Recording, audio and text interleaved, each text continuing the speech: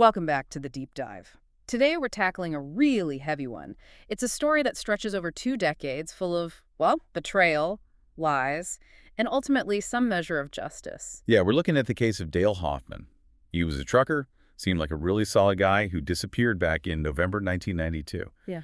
And for 20 years, the story was he just walked away. Right. Abandoned his family, his rig, everything. His Peterbilt truck, loaded with what everyone thought were machine parts heading for Dallas, pulled out of a Texaco on Route 287 and just gone, vanished. And that narrative stuck. Okay. I mean, it really stuck. Yeah. The insurance paid out about $700,000 to his wife, Linda.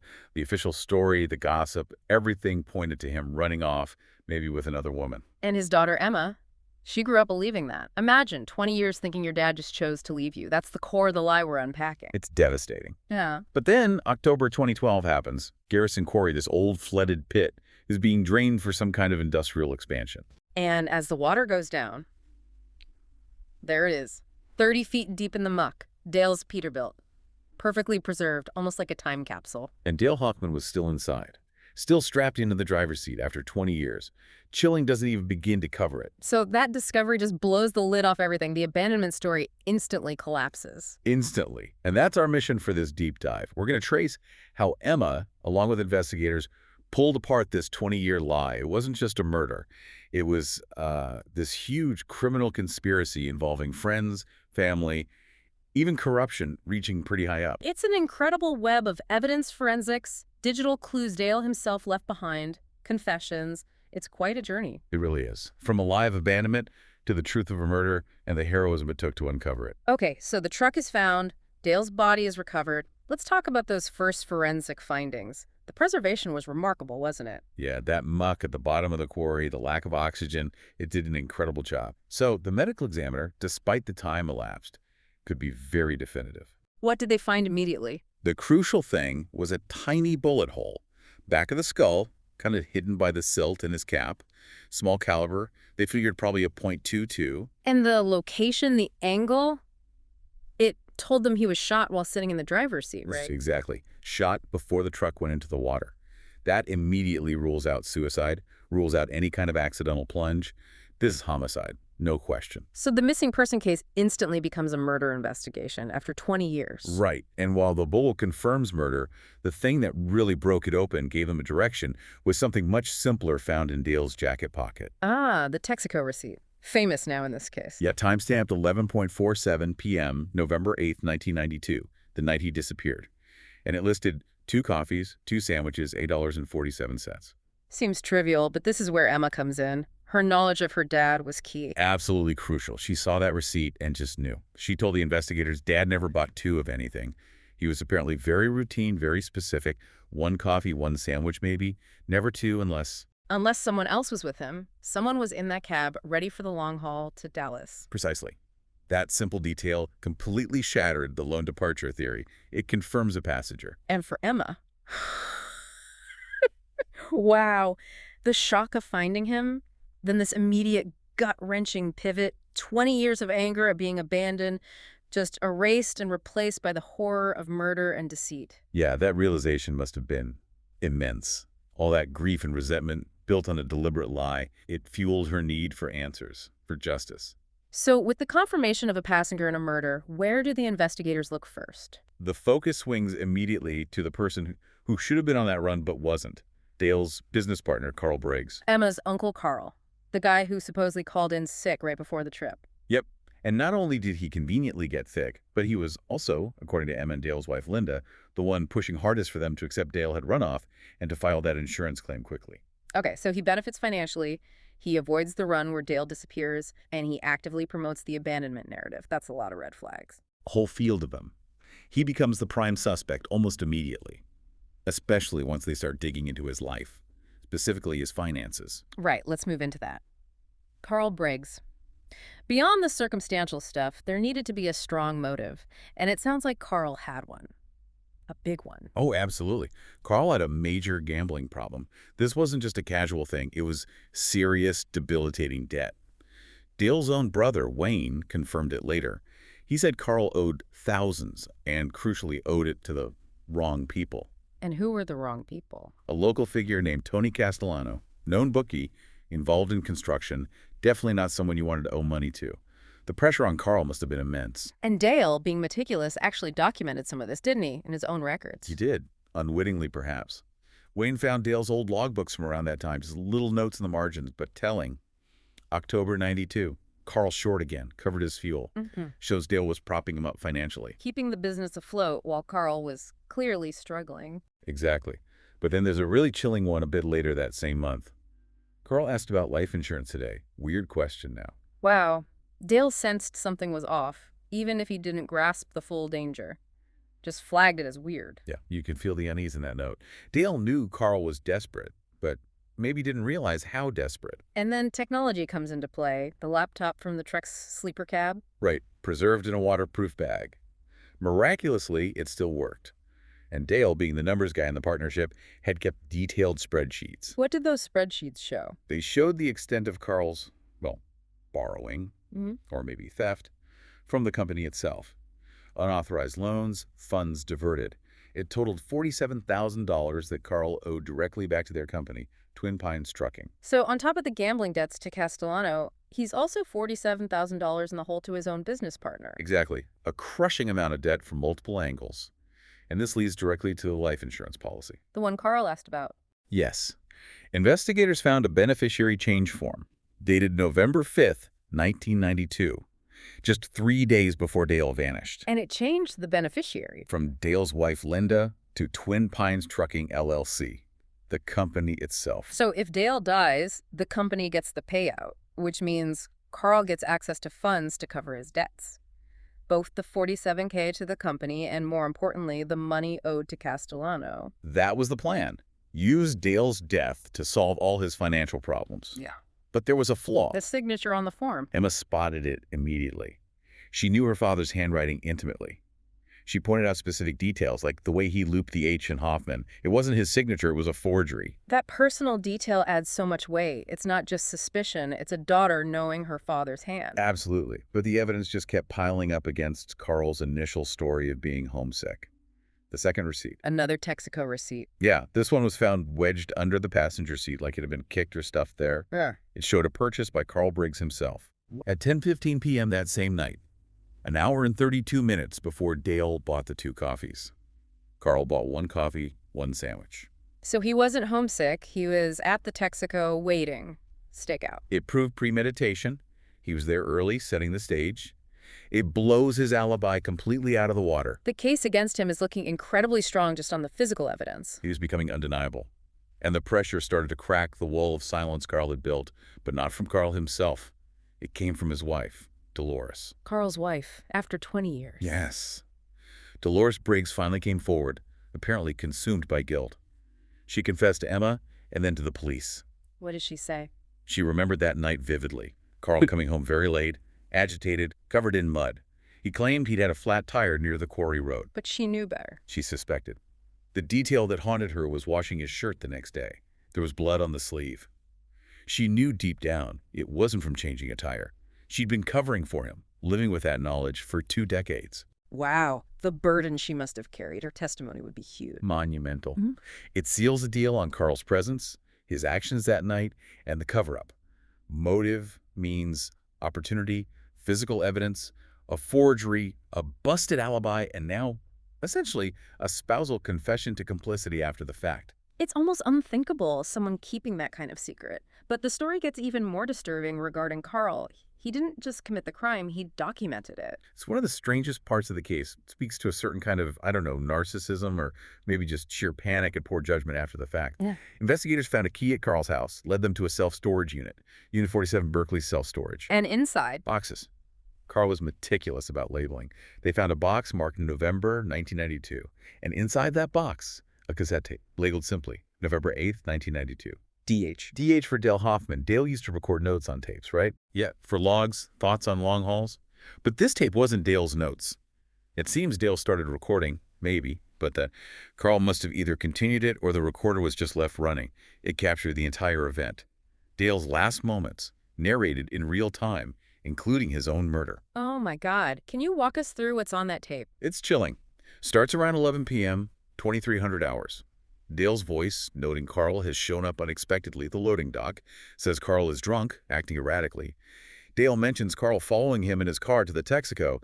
Then the recording seems to stop and restart. Picks up later. Around 11:45 p.m. Now Carl is physically inside the truck cab with Dale. You can hear Carl's voice slurring, desperate, agitated. He's talking about the debts, the $47,000 to Twin Pines, but more urgently, the money owed to Tony Castellano. He says Castellano is threatening him, threatening his family. And he sees the insurance as the only way out. Exactly.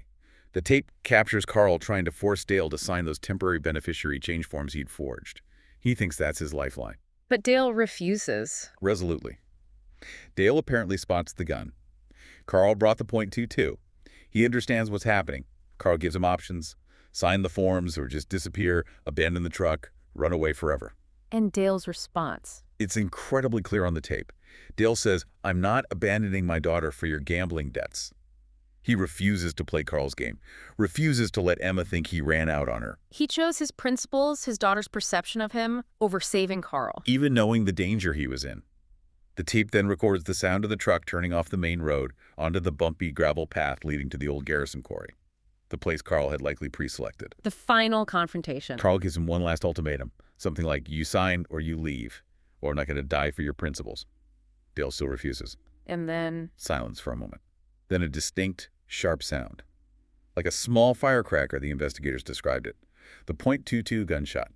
Oh, man. Listening to that. It's the sound of murder. What follows is just awful. You hear Carl sobbing, like hysterically. Then sounds of dragging, presumably moving Dale's body. Then Carl getting back in the driver's seat. But it doesn't end there, does it? No. This is maybe the most chilling part. Moments after killing his partner, Carl, trying to sound official, speaks into the recorder. Yeah. His voice is strained, but he says, November 8th, 1992, 12:47 a.m., Dale Hoffman has abandoned his truck and cargo. He's creating the lie, recording his own fabricated alibi right after the murder. Yeah. Why he kept the tape? Maybe to prove to Castellano the job was done? Maybe just pure psychological breakdown? Who knows? But keeping it for 20 years in a storage unit, it's mind-boggling. Just staggering stupidity or arrogance or both. But Carl didn't act entirely alone in the disposal part, did he? His brother Roy was involved. Right. Roy Briggs. He was the accessory after the fact. He provided the muscle, the logistical support to make the truck disappear. How did they confirm that? Eyewitnesses placed Roy at the same Texaco earlier that evening, around 10 p.m., buying a gas can and cigarettes. The theory is he was there to help manage the vehicles, maybe drive Carl's car away after the truck went into the quarry. And Roy carried that secret too. He did, but apparently the guilt ate at him. Years later, on his deathbed, Roy confessed everything to his wife, Beth. Another wife carrying a terrible secret. Yes, Beth eventually testified. She confirmed. Roy told her he helped Carl that night, drove Carl back after Carl had pushed Dale's Peterbilt, with Dale's body inside, into the quarry water. So the whole immediate picture of the murder and cover-up becomes clear. Two brothers, bound by this awful secret. Okay, so Carl's guilt seems undeniable. Roy's involvement is confirmed. But you said earlier this wasn't just about Carl's gambling debts. That was just the trigger, the leverage. Exactly. The investigation quickly widened. When they started looking hard at Tony Castellano, the bookie Carl owed money to, the scope just exploded. This wasn't just about covering a debt. It was about silencing someone who knew too much. Castellano's role seems pretty central then. Absolutely, and the sheer audacity is stunning. Remember Garrison Quarry being drained in 2012? Guess whose construction company won the contract for that project? Wait, don't tell me. Castellano Construction. Tony Castellano's company. He literally won the contract to potentially unearth the evidence of the murder he helped facilitate 20 years earlier. That's beyond brazen. It's almost like he felt untouchable. Or maybe it was a way to control the site. Could be either. But the financial ties were also concrete. Investigators found a receipt in Carl's old Twin Pines records. March 1993, a few months after the murder. A payment of $20,000 from Twin Pines Trucking to Castellano Construction for consulting services. Consulting services or payment for finding a hiding spot. That's exactly what investigators believed. It was the finder's fee. Tony sold Carl the location, the deep, abandoned quarry, as the perfect place to make the truck disappear, and got paid for it from the company funds. So Tony profits from the murder location, and then he continues to profit afterwards. Oh, yeah. He basically bled Twin Pines Trucking dry. After Dale was gone, Carl was vulnerable. Tony used the debts, the original gambling ones, and probably new ones, plus these fake consulting fees, to just siphon money out of the company. Until there was nothing left. Pretty much. Weird. By 1998, Carl was ruined. He was forced to sell Twin Pines Trucking to Castellano Holdings, Tony's company, for $1. $1. Dale dies, supposedly so the company survives, and it ends up in the hands of the man who orchestrated his death. That's sickening. It truly is. But even Castellano, as central as he was, wasn't the top dog. He was taking orders. Who was above Castellano? Jack Morrison, owner of Morrison Transport, a huge, seemingly legitimate trucking empire in the region. Morrison was a respected figure, pillar of the community, philanthropist, all that. But behind the scenes? He was Tony Castellano's silent partner. And the whole operation wasn't just about local bookmaking. It was much bigger. This came out partly through testimony from another trucker, Maria Vasquez, who knew Dale and started connecting dots with Emma. What was the real operation? Drugs. Morrison was using his legitimate transport business and leveraging smaller companies like Twin Pines as cover to move large drug shipments, primarily from Mexico, disguised as regular cargo. So that load of machine parts Dale was hauling to Dallas? It wasn't machine parts at all. It was a drug shipment, and Dale had figured it out. He knew. He knew. More than that, he confronted the big boss himself. According to Vasquez and later evidence Dale left, Dale went to Jack Morrison directly on November 1st, 1992, about a week before the murder. He told Morrison he knew what was going on, and he was going to the FBI. That signed his death warrant. Absolutely. Morrison couldn't risk exposure. His entire empire, his reputation, everything was on the line. So he turned to his enforcer, Tony Castellano, and gave the order. Fix this. And Castellano knew just the leverage point Carl Brogson is crushing debts. Exactly. Use Carl's desperation. Force him to kill Dale. Solves Morrison's problem by silencing the whistleblower, and it ties Carl up forever through complicity. He can never talk. A brutally effective plan. And when the quarry discovery threatened to unravel it all 20 years later... They went into cleanup mode. Immediately. Ruthlessly eliminating loose ends. Like Roy Briggs, Carl's brother who helped dump the truck. Yes. Roy died back in 2003. Officially, it was aggressive liver cancer. But his wife Beth's testimony, combined with later findings, suggested something far more sinister. Poison. It's believed Tony Castellano slowly poisoned Roy over several months, supposedly giving him supplements for his liver that actually contained slow-acting toxins. Roy was apparently getting nervous, talking about maybe confessing. He was becoming a liability. So Tony just eliminated him, making it look natural. That's the strong suspicion. And they didn't stop there. Even with the investigation closing in years later, the killing continued. Carl Briggs himself. What happened to Carl? He was found hanged in his jail cell. This was shortly after the FBI arrested a key figure later on. The official report might have leaned towards suicide, but the timing was incredibly suspicious. He wasn't alone long enough, and the ME noted defensive wounds. Meaning he fought back. Morrison was cleaning house even from jail or a hospital bed. It points to that. Morrison, or his remaining network, tying up every single loose end, silencing anyone who could directly testify against the top leadership. It shows the reach and ruthlessness of this organization. It's staggering, but Dale must have known the kind of people he was up against. Did he anticipate this? He absolutely did. And that leads us to the most incredible part of this story, Dale's own foresight and final actions. He didn't just die, he left a legacy of evidence. Okay, part 5. This is where Dale Hoffman's character really shines through, isn't it? He wasn't just a victim, he made a conscious choice. A profound and incredibly brave choice. Emma found the final pieces hidden in the truck's cab in the roof of the sleeper compartment. A place Dale apparently called the fireworks place, a secret spot from family trips. What was hidden there? A small notebook and another cassette tape. This notebook contained an entry dated November 7th, 1992, the day before he was murdered. And it said, essentially, think this is it. Recording everything now. If you're reading this, I'm probably dead. He knew. After confronting Morrison, he knew the Dallas run was likely a setup. Knew Carl would probably be the one forced to do it. He knew he was going to his death, but the tape, you said there was another tape. Did it explain why he didn't just run? Yes. That tape is his final testament, his rationale. Any normal person would disappear, go into witness protection, something. Yeah. But Dale explained why he wouldn't. Why? What was his reasoning? It was incredibly complex, but rooted in protection. He said if he ran, he'd live in constant fear. But more importantly, running meant Carl would still owe Tony Castellano. The dead wouldn't go away. And if Carl still owed Tony? Tony would eventually come after Carl's family, Dolores, maybe even Linda and Emma, for leverage. Dale believed staying, gathering final evidence, and letting the murder happen would ironically trigger the life insurance payout to the company. Which would clear Carl's debt to Twin Pines. And potentially give Carl the means to pay off Castellano, removing the leverage Tony held over Carl's family, and by extension, maybe protecting Dale's own family from future threats. Wow. Calculating his own death is a strategic move to protect others. It's martyrdom, almost. Wayne, his brother, called it suicide by Carl. Emma fiercely rejected that. She saw it as murder, but a murder Dale faced head-on, making a deliberate choice to sacrifice himself for his principles and for the safety of others, hoping the evidence he left would eventually bring justice. And he was meticulous about that evidence, the safety deposit box. Right. Box 447, Emma found the key taped behind the truck radio, and inside that box, Dale had compiled his case. What kind of evidence? Everything. Photos, actual photos of drug shipments being loaded onto Morrison trucks, photos of meetings between Tony Castellano and Jack Morrison.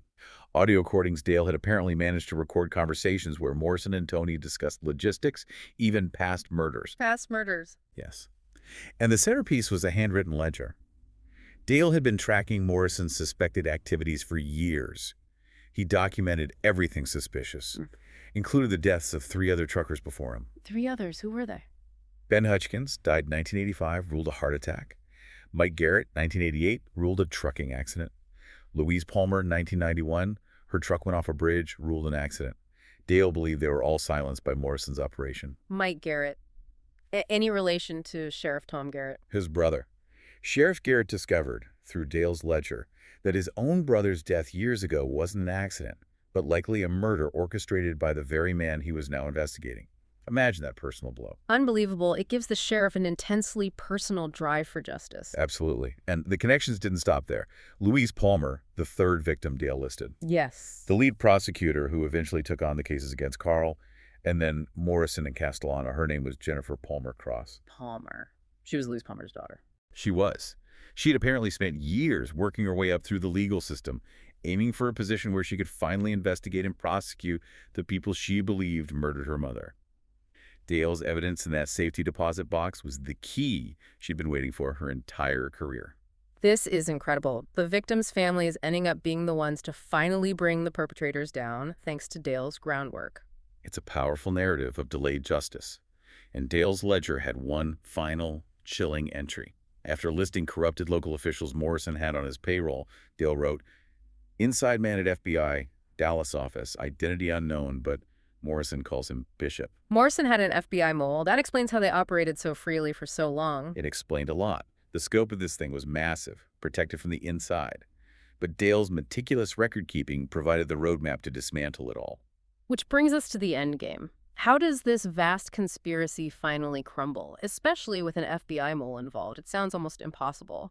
It required immense courage and some very risky moves from Emma, Wayne, and Prosecutor Cross. The final confrontation was incredibly dramatic, almost like something out of a movie, and it happened back at Garrison Quarry. Morrison went back there. Morrison, consumed by arrogance, lured Emma and Wayne there. He thought he still held all the cards. He'd actually arranged for Wayne's son, Tyler, to be kidnapped. He kidnapped a child. Yes. To force Emma and Wayne to hand over the original documents from Dale's safety deposit box, the photos, the ledger, the tapes. He wanted the physical evidence destroyed permanently. He needed to prove he was still in control, still untouchable. A hostage exchange at the site of the original murder. The cruelty is astounding. Wayne had reached his breaking point, seeing his son threatened at the place where his brother died. He snapped. What did he do? He had brought an old pistol, a .22 caliber, the same caliber that killed Dale. When Morrison was threatening Tyler, Wayne shot Morrison. He shot the kingpin. Was Morrison killed? No, wounded. Wayne apparently said something chilling as he held the gun on the injured Morrison. Small caliber, just like you had Carl use on Dale. Poetic, right? Wow. And the legal ramifications for Wayne. Sheriff Tom Garrett, arriving on the scene and understanding the full context, the kidnapping, the location, the history, quickly ruled it self-defense. Morrison was incapacitated and arrested. That act, born of desperation, effectively neutralized Morrison and allowed the full force of the law to come down on his organization without his immediate interference. So Morrison is caught. What about Bishop, the FBI mole? Bishop was the last major piece. He knew Morrison was down, So he tried to salvage the situation by pressuring Emma directly. He approached her, basically demanding the original documents from the safety deposit box in exchange for ensuring Wayne faced no further trouble over the shooting. Trying to use Wayne's Self-Defense Act as leverage to get the evidence. Exactly. But Emma, working with prosecutor Jennifer Palmer Cross, anticipated this. They set a trap. Emma agreed to meet Bishop, ostensibly to hand over the originals. But just before the meeting, prosecutor Cross filed fully authenticated copies of everything from Box 447 with a trusted federal judge, securing the evidence legally. So the originals Bishop wanted were essentially decoys by that point. Precisely. Emma handed them over. The moment Bishop took possession, planning to destroy them, clean FBI agents who had been alerted by Cross and the judge moved in and arrested him. Caught red-handed attempting to obstruct justice and conceal evidence. Brilliant. They used his own move against him. It was the final nail in the coffin for the conspiracy, and it all comes back to these choices people made along the way. Dale's choice to stay and die for his principles, leaving the evidence. Dolores and Beth choosing, after decades, to break their silence and testify against their husbands. Wow. Wayne choosing to act decisively at the quarry. Emma choosing relentless pursuit of the truth. Jennifer Palmer Cross choosing to dedicate her career to avenging her mother. And Emma made one final choice regarding the money, didn't she? The insurance policy Morrison took out. Yeah, that was another layer of Morrison's cynicism. He'd taken out his own large life insurance policy on Dale, anticipating his death. About $800,000. Legally, after everything, that money defaulted to Dale's estate, meaning Emma. Did she keep it? Not a penny. She couldn't touch money tainted by Morrison's planning of their father's death. Instead, she directed the entire $800,000 payout to be distributed among the families of the other victims. Dale had listed in his ledger the Hutchkins, the Garretts, and the Palmers. Using the profits of the crime to help the other victims, that's powerful closure. She said finding peace wasn't just about the convictions. It was about reclaiming the truth of who her father was. A brave, loyal man. The shame was finally gone, replaced by pride. And the story ends on a note of hope for her. It does. The epilogue mentions Emma announcing her pregnancy, ready to move forward, planning to tell her child the real story. Dale Hoffman wasn't a runaway. He was a hero who made the toughest choice imaginable to protect his family and his integrity. What strikes me is the power of documentation throughout this case. The killer documented his confession on tape.